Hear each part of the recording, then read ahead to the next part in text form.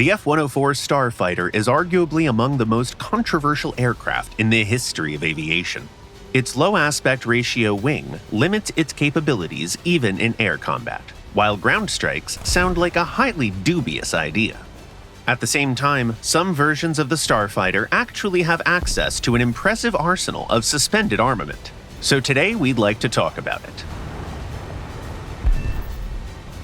For fighting aircraft, all F-104 models can carry infrared-guided sidewinders of multiple modifications, including the earliest AIM-9B, the advanced rear aspect AIM-9J and P, and the all-aspect AIM-9L missiles.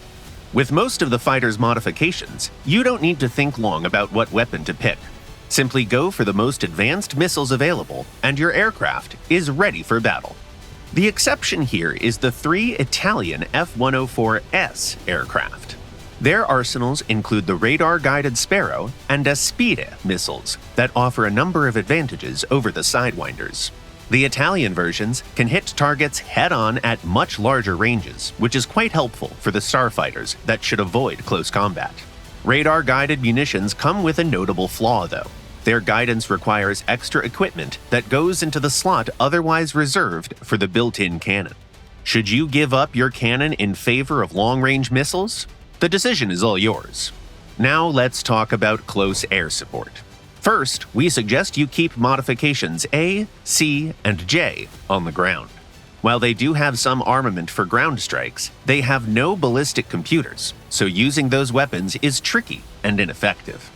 That leaves us with 6 aircraft, and we'd like to start with the 3 F-104Gs. The key part of their ground strike capability is conventional bombs with calibers of 1,000 and 2,000 pounds, since smaller munitions are too hard to use effectively.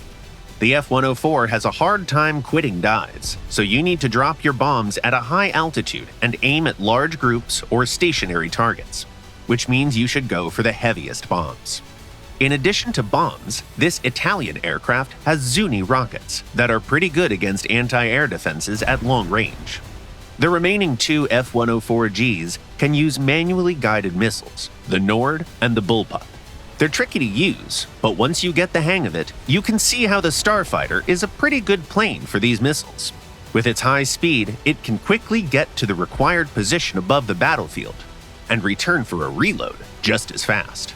The largest payload capacity is found on the Italian F-104. It has no less than 7 hardpoints, capable of carrying bombs and rockets. It's very tempting to simply go for the heaviest munitions on all pylons, but that's a sure way to exceed the mass limit. We recommend saving a few various options with combinations of air-to-air missiles, bombs between 750 and 2,000 pounds, and Zuni rockets. What's your experience with ground strikes using starfighters? Tell us in the comments, and see you in our next video.